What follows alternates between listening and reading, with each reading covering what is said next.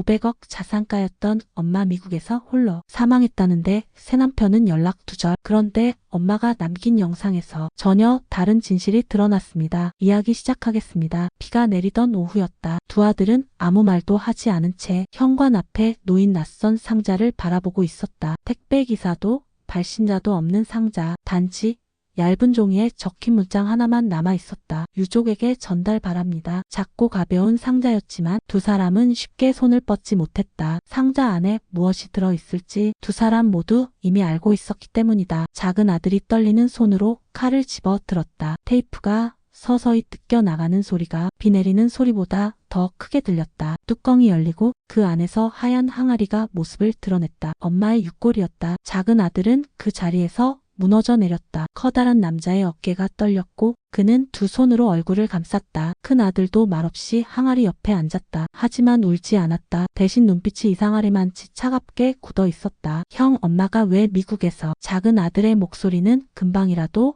부서질 것처럼 떨렸다. 큰 아들은 천천히 고개를 들었다. 목소리는 낮았지만 단단했다. 성훈아, 이것 그냥 사고 아니야. 무슨 말이야? 큰 아들이 꺼낸 것은 구청에서 받은 혼인신고 서류였다. 2달 전 날짜, 처음 보는 남자 이름, 그리고 그녀의 서명. 엄마 다시 결혼했어. 작은 아들은 믿을 수 없다는 듯 고개를 저었다. 말도 안 돼. 그럴 분이 아니야. 큰 아들은 말을 잇지 못한 채 서류의 한 부분을 손가락으로 가리켰다. 서명. 하지만 그 서명은 둘이 평생 봐온 그녀의 글씨체와 너무 달랐다. 둘은 동시에 깨달았다. 엄마 자발적으로 한 게 아니야. 누군가 그 남자가. 그러나 두 사람은 그 남자가 어떤 사람인지 알지 못했다. 그녀가 마지막 순간 누구와 함께 있었는지 그 어디에도 기록이 없었다. 단 하나 남은 사실은 그녀가 미국에서 숨을 거두었다는 것, 그리고 한국으로 돌아온 것은 6개월뿐이라는 것. 그녀의 휴대폰에는 마지막 통화 기록 하나만 남아 있었다. 남자라는 이름도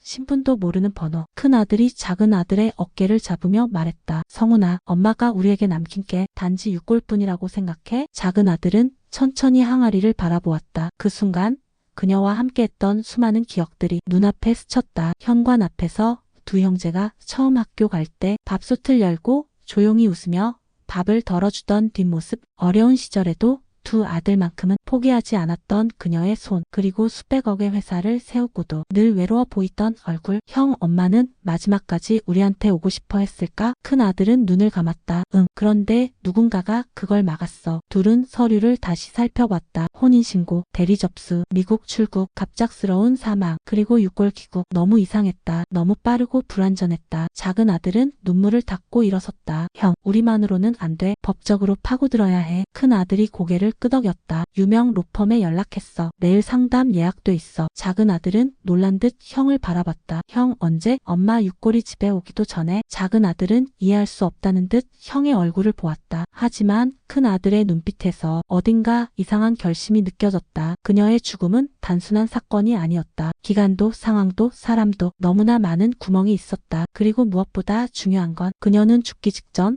단 한 사람에게 마지막으로 전화를 걸었다는 것. 그 남자. 둘은 아직 그의 정체를 알지 못했지만 어쩌면 그가 진실의 열쇠를 쥐고 있을지도 몰랐다. 상자 안에 놓인 육골함을 바라보며 큰 아들이 낮게 말했다. 엄마, 걱정 마세요. 당신의 마지막을 우리가 직접 밝혀낼게요. 육골함은 아무 말도 하지 않았다. 하지만 그 침묵은 두 형제에게 더 강한 의지를 주었다. 이제 모든 것은 그 남자에게서 시작될 것이다. 다음날 아침 큰 아들과 작은 아들은 약속된 로펌으로 향했다. 유명 로펌의 유리문은 차갑고 묵직했다. 두 사람의 그림자가 문 위에서 일그러져 흔들렸다. 응접실에서 잠시 기다리자. 중년의 변호사가 조용히 걸어 나왔다. 안경 너머의 눈빛은 모든 것을 관찰하고 판단하는 듯한 깊이를 가지고 있었다. 두 분 어머님의 상황은 충분히 법적 검토 가치가 있습니다. 변호사의 첫마디였다. 그는 준비된 서류철을 넘기며 설명을 이어갔다. 혼인신고가 사실이라면 상속 구조가 완전히 달라집니다. 새로운 남편이 법적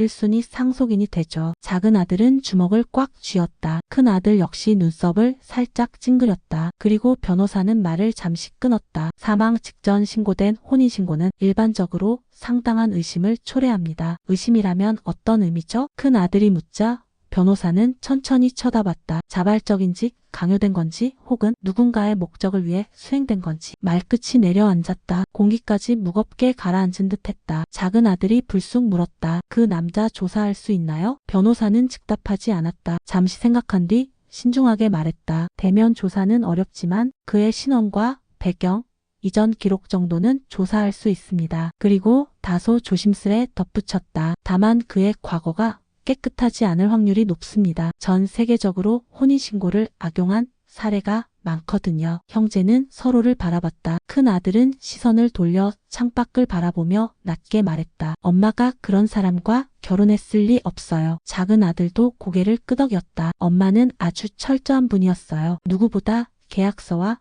약속의 무서움을 아는 사람이었죠. 변호사는 그 말을 곱씹듯 들은 후 소리 없이 서류를 덮었다. 그래서 더 의심스러운 겁니다. 로펌을 나선 형제는 카페에 들어가 마주 앉았다. 그러나 말문을 여는 이는 없었다. 작은 아들은 커피잔을 만지작거리다 조용히 말했다. 형, 엄마는 왜 우리가 모르는 걸 선택했을까? 큰 아들은 눈을 감았다. 영정사진 속 그녀의 얼굴이 떠올랐다. 그녀의 주름진 미소는 언제나 견고했지만 그 속에는 늘 설명하기 힘든 고독이 깃들어 있었다. 엄마는 말이 없었잖아. 큰 아들이 낮게 말했다. 강했지만 항상 혼자였어. 작은 아들은 고개를 떨궜다. 그래도 우리한테만큼은 모든 걸 말한다고 믿었는데. 그 말에 큰 아들은 순간적으로 표정을 굳혔다. 그의 눈빛은 복잡했다. 분노인지 슬픔인지 혹은 죄책감인지 알 수 없는 감정들이 혼재된 얼굴이었다. 그러나 그는 그 감정을 드러내지 않은 채 조용히 자리에서 일어섰다. 성훈아, 엄마가 왜 미국에 간 건지 그 이유부터 찾아야 해. 둘은 그녀의 집으로 향했다. 마치 거기서 무언가 발견되기를 하늘에 기도하는 사람들처럼. 집은 그녀의 손길이 멈춘 지 오래된 것처럼 차갑고 조용했다. 하지만 형제가 문을 열자 그녀의 향기가 아직도 희미하게 남아 있었다. 평생 즐겨 쓰던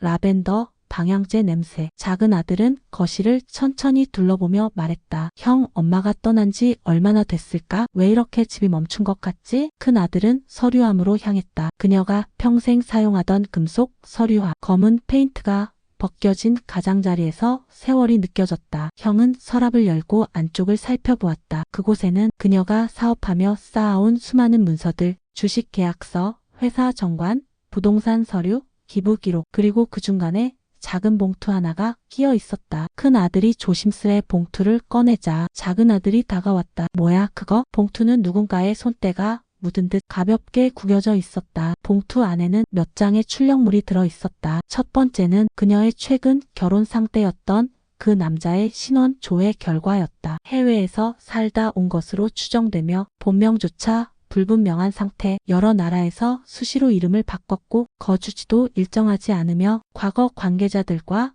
연관된 분쟁 기록이 있었다. 작은 아들은 이를 악물었다. 형, 엄마가 이런 사람과 결혼했다고? 그러나 큰 아들은 두 번째 서류에 눈이 멈췄다. 그건 그녀가 직접 출력한 것으로 보이는 비행기 티켓이었다. 날짜는 혼인신고된 날의 이틀 뒤, 목적지는 미국, 도착 예정 시간은 밤 11시 40분, 그리고 거기에는 손으로 적힌 작고 흐릿한 글씨가 있었다. 이번엔 정말 말하고 싶다. 형제는 서로를 바라봤다. 작은 아들의 입술이 떨렸다. 엄마가 누구에게 말하려고 했던 거지? 큰 아들은 그 문장을 오래 바라보았다. 그녀의 삶은 강했지만 외로웠다. 누군가에게 기대고 싶었을지도 모른다. 아니면 정말 사랑했던 사람이 있었을지도. 하지만 그 남자인가? 아니면 다른 누구인가? 형은 봉투를 내려놓고 조용히 말했다. 성훈아, 우리가 아는 엄마가 전부가 아니었던 것 같아. 그 말은 형제 사이를 오래 울리는 메아리처럼 남았다. 두 사람은 그녀가 마지막으로 머물렀던 방을 향해 발걸음을 옮겼다. 그리고 그 방의 문을 열려는 순간 현관 쪽에서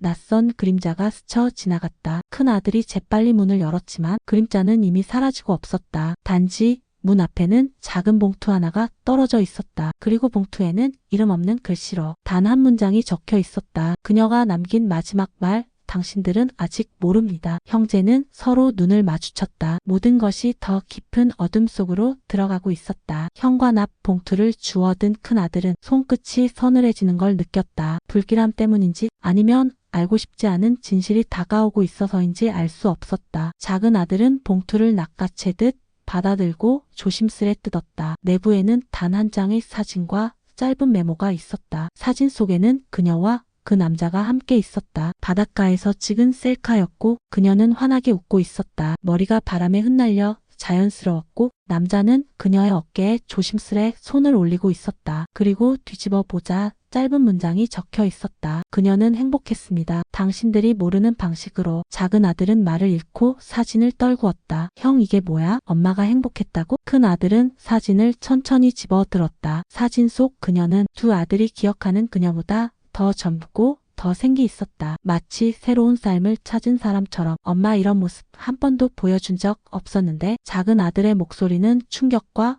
배신감 사이 어디쯤 떠 있었다. 큰 아들은 오래도록 사진을 바라보며 중얼거렸다. 우리는 엄마의 절반도 몰랐던 걸지도 몰라. 봉투 속 메모는 그뿐만이 아니었다. 뒷장에는 짧은 날짜 목록이 적혀 있었다. 2019년 7월, 2020년 2월, 2021년 11월, 2022년 3월, 그리고 각 날짜 옆에는 LA, 부산, 도쿄, 서울이라는 지명이 적혀 있었다. 작은 아들이 소리쳤다. 형, 이거 무슨 뜻이야? 엄마 이 남자랑 해외 나갔던 거야? 큰 아들은 순간적으로 머리가 멍해졌다. 그녀가 사업으로 해외 출장을 다닌 것은 익숙한 일이었다. 그러나 그 출장들이 언제부터 누군가와 함께한 여행이 되었는지는 알지 못했다. 더 충격적인 건 이 기록들은 모두 형제에게 전혀 공유되지 않은 일정이라는 점이었다. 엄마가 우리한테 아무 말도. 작은 아들은 순간적으로 서러움이 폭발하듯 울먹였다. 왜 한 번도 말 안 한 거야? 큰 아들은 말을 이었다. 성훈아, 엄마는 우리가 모르게 한 연애였던 것 같아. 작은 아들은 그 말을 듣고 마치 죄책감이 밀려오는 듯 두 손으로 얼굴을 가렸다. 우리가 너무 바빴잖아. 엄마 생일도 제대로 챙겨본 적 없고 밥 한 번 같이 못 먹은 게 몇 년이야. 작은 아들의 울음은 마치 오래된 상처가 터지는 소리처럼 들렸다. 큰 아들은 동생의 어깨에 손을 올렸다. 그건 엄마 탓이 아니야. 우리 탓도 아니고 그냥 엄마도 인생이 있었던 거야. 하지만 큰 아들의 눈빛은 말과는 달리 깊은 혼란을 담고 있었다. 형제는 사진과 메모를 들고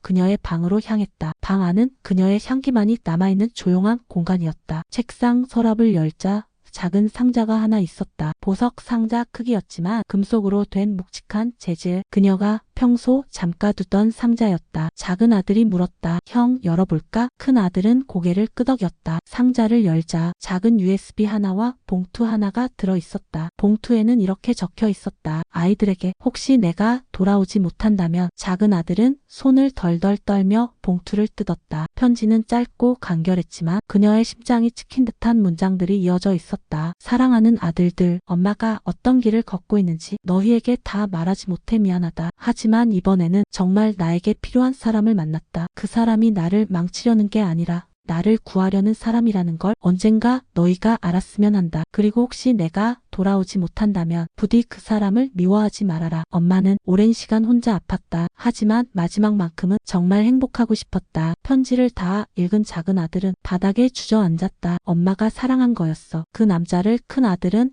편지를 반복해 읽으며 입술을 세게 깨물었다. 근데 왜 돌아오지 못한다고 했지? 작은 아들은 눈을 씻으며 중얼거렸다. 엄마 무슨 위험에 있었던 거야? 형제는 즉시 USB를 살펴보았다. 노트북에 연결하자 한 개의 영상 파일이 떠올랐다. 파일명은 나의 마지막 기록. 영상을 재생하자 캠 앞에 앉아있는 그녀가 나타났다. 그녀는 회색 니트를 입고 있었고 어딘가 지친 얼굴이었지만 눈빛만큼은 유난히 단단했다. 아들들아, 이걸 보게 된다면 엄마가 너희에게 직접 말할 수 없는 상황일 거야. 작은 아들은 숨도 못 쉬고 화면을 바라봤다. 엄마는 지금 한 가지 큰 결정을 앞두고 있다. 누군가에게 복수하려는 게 아니야. 누군가를 구하려는 것도 아니야. 그냥 엄마 자신의 삶을 다시 찾고 싶은 거야. 그녀는 잠시 말을 멈추었다. 마치 눈물을 참는 듯한 표정. 엄마는 아무도 모르게 괴롭힘을 받아왔어. 수십 년 동안 그 남자, 그 사람은 엄마를 도우려 했어. 엄마의 약점도 상처도 다 알고 있었어. 그녀는 마지막으로 말했다. 그러니까 제발 그 사람을 미워하지 말아라. 이 길을 선택한 건 엄마야. 영상은 그녀가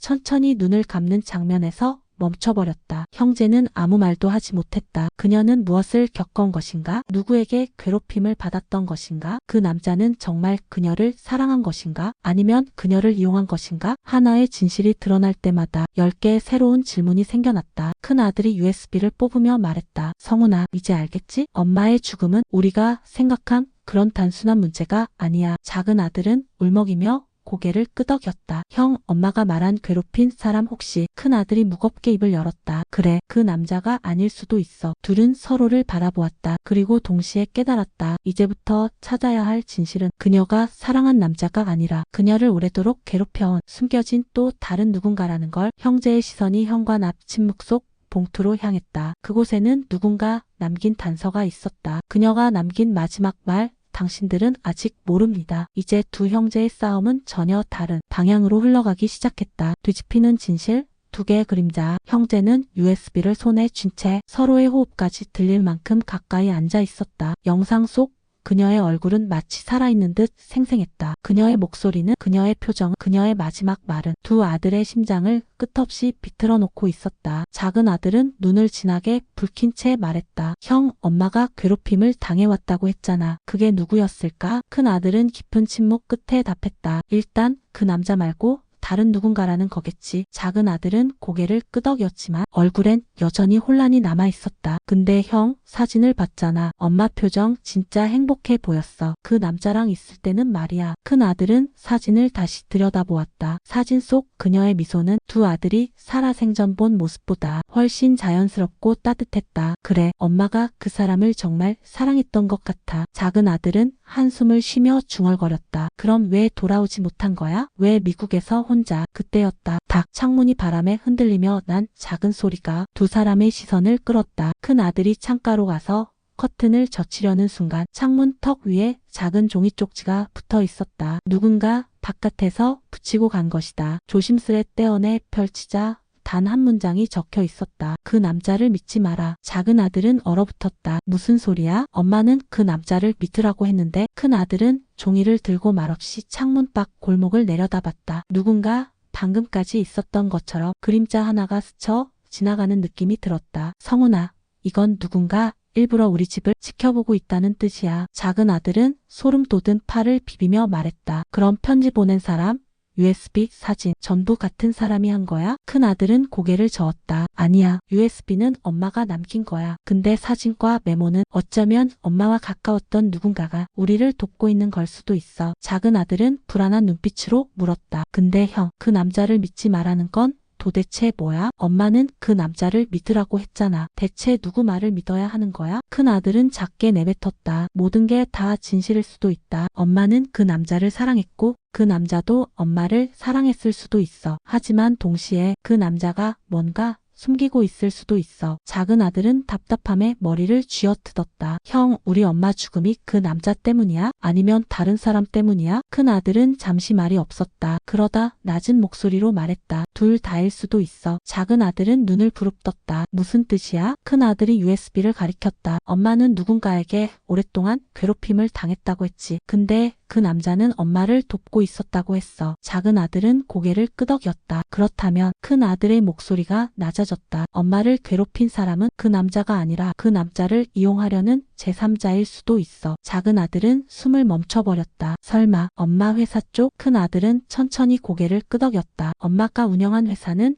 500억짜리 기업이야. 엄마가 죽자마자 누구에게 혜택이 돌아갔을지 생각해봐. 작은 아들은 눈이 흔들렸다. 설마 임원들? 큰 아들은 확신하듯 말했다. 엄마가 사망하자마자 이사회는 바로 비상회의를 열었어. 그게 의미하는 건 엄마의 죽음이 누군가에겐 기회였다는 거야. 작은 아들은 숨을 들이켰다. 형, 그러니까 엄마가 미국에 간 건 그 남자를 만나러 간 게 아니라 엄마를 위협하던 사람들로부터 도망치려 간 걸 수도 있다는 거야? 큰 아들은 말없이 USB를 다시 손에 쥐었다. 엄마는 미국에서 뭔가를 준비하고 있었던 것 같아. 그 남자도 그걸 알고 있었고. 작은 아들은 눈물을 훔치며 말했다. 근데 왜 엄마는 혼자 죽었어? 왜 남자는 엄마 곁에 없었어? 큰 아들은 그 질문에 아무 말도 하지 못했다. 바로 그때 작은 아들의 휴대폰이 울렸다. 발신자 미국 국제번호. 둘은 동시에 얼굴이 굳었다. 받아. 큰 아들이 말했다. 작은 아들은 손이 떨리는 채로 통화 버튼을 눌렀다. 여보세요? 잠시 아무 말도 없었다. 그리고 아주 낮은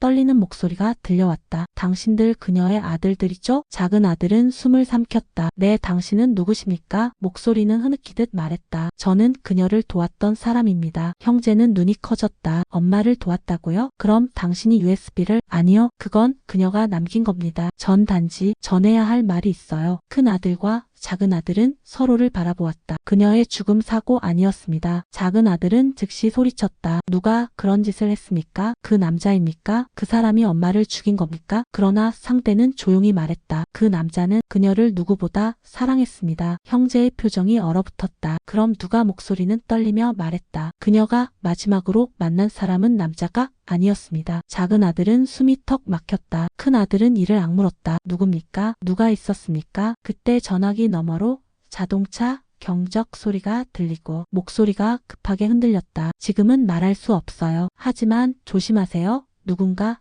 당신들을 지켜보고 있어요. 뚝 전화가 끊겼다. 형제는 말없이 서로를 쳐다보았다. 그리고 동시에 깨달았다. 이제 그녀의 죽음은 단순한 의문이 아니라 명백한 누군가의 행동이라는 것. 그 누군가는 이미 형제의 집 주변까지 그림자를 들이우고 있었다. 그 순간 현관문 아래로 또 한 장의 쪽지가 밀려 들어왔다. 큰 아들이 주워들었다. 쪽지에는 단 3글자만 적혀 있었다. 늦기 전에 둘은 동시에 몸을 떨었다. 이제 이 싸움은 그녀의 죽음을 밝히는 것만이 아니라 형제 자신들의 생명까지 위협할 수 있는 본격적인 전쟁의 시작이었다. 늦기 전에 그 짧은 문장은 형제의 심장에 차갑게 꽂혔다. 작은 아들은 손에 쪽지를 쥔 채 말했다. 형, 우리 지금 누군가에게 감시당하고 있는 거야? 큰 아들은 창밖을 바라보며 골목 끝의 어둠을 가만히 응시했다. 그래, 엄마를 괴롭혔던 누군가가 이제 우리를 보고 있는 거야. 작은 아들의 손이 덜덜 떨렸다. 그 사람이 엄마를 죽인 거야? 큰 아들은 대답을 하지 못했다. 대신 조용히 말했다. 확실한 건 엄마가 마지막까지 두려워했던 게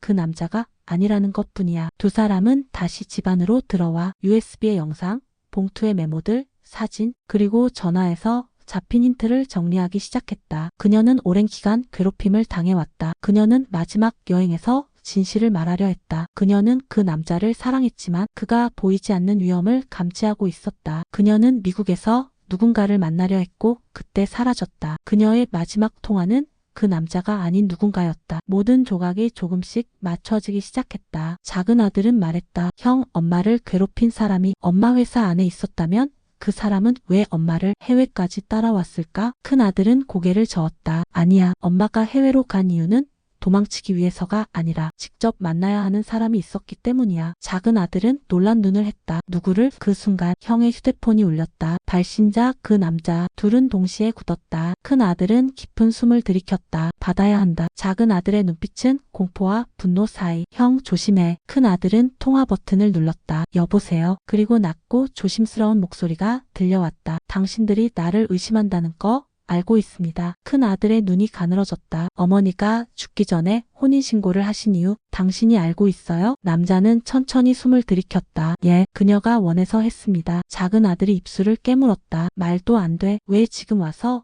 그런 말을 그때 남자는 말했다. 그녀는 당신들을 보호하려고 했습니다. 형제는 동시에 눈을 크게 떴다. 보호? 남자의 목소리는 떨려 있었다. 그녀는 자신의 재산 대부분이 어떤 사람에게 노려지고 있다는 걸 알았습니다. 큰 아들은 속삭였다. 누구입니까? 남자는 한참 동안 말을 하지 못했다. 그리고 마침내 그녀의 오랜 사업 파트너, 당신들이 삼촌이라 부르던 그 사람. 작은 아들의 손에서 쪽지가 떨어졌다. 삼촌? 말도 안 돼. 우릴 어릴 때부터 돌봐줬던 사람이라고. 엄마와 30년을 함께한 사람이라고. 남자는 슬프게 말했다. 그렇습니다. 그래서 그녀가 더 오래 버텼던 거죠. 가족 같은 사람에게 배신당했다는 사실을. 큰 아들은 충격으로 말문이 막혔다. 작은 아들은 울부짖었다. 그럼 그 남자는 엄마를 구하려 한 거고 삼촌이 엄마를. 남자는 조심스레 말을 이었다. 그녀가 미국에서 만나기로 한 사람은 저도 당신들도 아니었습니다. 큰 아들의 손이 떨렸다. 그럼 누구였습니까? 남자의 마지막 말은 형제의 세계를 완전히 뒤집었다. 그녀는 당신들의 아버지를 만나러 간 것이었습니다. 형제는 숨을 멈췄다. 작은 아들의 눈이 흔들렸다. 아버지? 아버지는 우리를 버리고 떠났잖아요. 남자는 천천히 설명하기 시작했다. 그녀는 당신들의 아버지와 20년 동안 연락하지 않았지만 아직도 믿고 있었습니다. 그가 진실을 알고 있을 거라고. 무슨 진실요? 삼촌이 어떤 사람인지 가장 먼저 알아챘던 건 당신들의 아버지였습니다. 형제의 머릿속은 뒤엉켰다. 여태까지 믿었던 가족 관계가 완전히 뒤집히고 있었다. 그녀는 떠나기 전 무언가를 준비하고 있었던 것이다. 남자를 사랑했지만 마지막은 남자가 아니라 아버지를 선택했다. 왜? 큰 아들은 조용히 물었다. 그녀는 왜 우리에게 말하지 않았습니까? 남자는 한참 후에 대답했다. 말할 시간이 너무 늦게 왔습니다. 그 말 뒤로 통화는 뚝 끊겼다. 형제는 아무 말도 하지 못했다. 집안은 고요했지만 그녀의 목소리, 그녀의 영상 속 마지막 눈빛, 그녀의 편지 속 말들이 끊임없이 울려 퍼지는 듯했다. 작은 아들이 떨리는 목소리로 말했다. 형, 엄마는 우리에게 말하려 했던 걸까? 큰 아들은 울음을 삼키며 말했다. 아니, 말하려 했던 게 아니라 돌아오려고 했던 거야. 작은 아들은 눈물을 흘렸다. 근데 못 돌아왔어. 큰 아들은 천천히 유골함을 향해 걸어갔다. 엄마는 사랑받으려 했던 게 아니야. 누구를 믿은 게 아니야. 그저 우릴 지키고 싶었던 거야. 형제는 유골함 앞에 조용히 앉았다. 큰 아들은 그녀의 사진을 내려다보며 말했다. 엄마, 우리가 이제 할 수 있는 것, 당신이 지키고 싶었던 것을 대신 지키는 것뿐이에요. 작은 아들이 고개를 끄덕였다. 형, 아버지를 찾아야 해. 엄마가 마지막으로 가려던 그곳, 그걸 우리가 이어야 해. 둘은 서로를 바라보았다. 눈물 속에서도 결의가 빛났다. 그리고 조용히 자리에서 일어섰다. 현관문을 나서기 직전 큰 아들이 뒤를 돌아보았다. 그녀의 유골함은 햇빛이 들어오는 창가에 놓여 있었다. 마치 그녀가 마지막으로 두 아들을 바라보고 있는 것처럼. 그 순간 작은 아들이 말했다. 형, 엄마가 우리에게 남긴 마지막 말 뭐였을까? 큰 아들은 조용히 웃으며 말했다. 모르겠지만 아마도 이제라도 살아라. 그런 말이었을 거야. 두 사람은 문을 닫고 세상으로 나아갔다. 그녀의 죽음은 끝이 아니었다. 그녀가 남긴 질문들, 그녀가 걸어가던 길, 그녀가 사랑했던 사람들, 그리고 그녀가 지키려 했던 것들, 모든 것은 이제 두 아들의 손에서 새로운 이야기가 시작되고 있었다. 그리고 진실은 아직 끝까지 밝혀지지 않았다.